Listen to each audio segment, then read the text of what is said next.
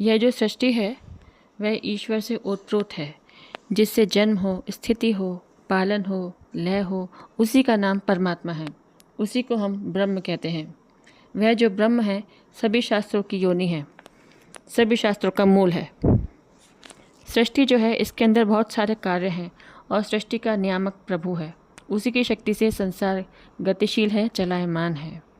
1950 में एक बार विहंगम योग के प्रणेता सद्गुरु सदाफुरदेव जी महाराज अपने गृह जनपद बलिया में किसी गांव में चले गए। पहले से वहां पर कार्यक्रम निश्चित था कि अमृतवाणी होगी। सद्गुरुदेव वहाँ मंचस्थ हुए तो सबसे पहले सद्गुरुदेव ने कहा कि मैं क्या सुनाऊं? क्या मैं वेद की कथा कहूँ? क्या मैं रामायण की चौपाई बोलूँ? क्या मैं भगवत गीता का श्लोक सुनाऊँ? क्या मैं स्वरवेद के दोहों को बोलूँ?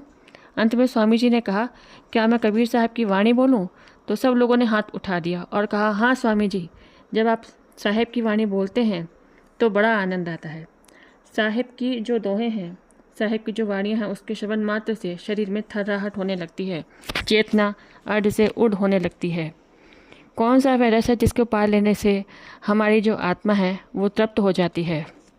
शरीर की रक्षा के लिए हम प्रतिदिन शरीर को अन्न देते हैं, जल देते हैं, लेकिन शरीर में जो रहने वाला, जिसको हम शरीर कहते हैं, आत्मा कहते हैं, क्या आपने कभी ध्यान दिया उसका क्या भोजन है, उसका क्या जल है? कभी नहीं ध्यान दिया, कभी नहीं सोचा।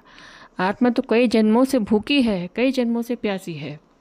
साहेब कबीर कहते हैं, आत्मा का भोजन किसी बाजार में किसी के घर में मिलने वाला नहीं है, वह तो ब्रह्मानंद है, वह तो परमानंद है।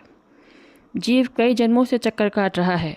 जब आत्मा की चेतना प्रकृति के प्रवाह से अलग हो जाती है, जब हमारी चेतना एक विशेष मंडल में स्थिर हो जाती है, तब हमें अपना भोजन मिल जाता है।